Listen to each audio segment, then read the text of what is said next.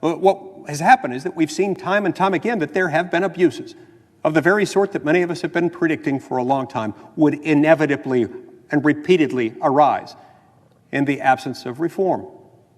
This doesn't require us to undertake a dismal view of humanity. No, it's not that at all. It's simply that government is best understood as the organized, official, collective use of force, officially sanctioned as part of a government.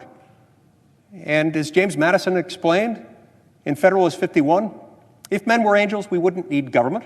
If we had access to angels to run our government, we wouldn't need rules about government. But we're not angels. We don't have access to them, so we instead have to rely on humans. Humans are flawed, they make mistakes, and they also sometimes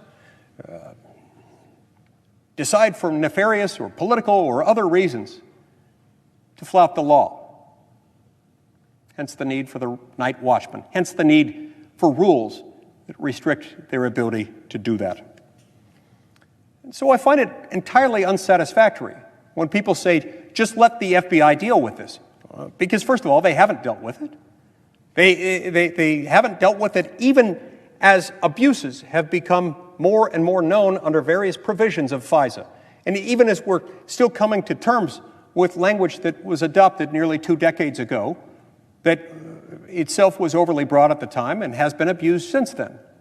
No, we're not going to just trust that an organization that's able to operate entirely in secret, with the benefit of protection of national security laws, with the benefit of overclassification of documents, we're not simply going to assume lightly that they're going to fix it, because they haven't, and because they won't, and because they don't want to.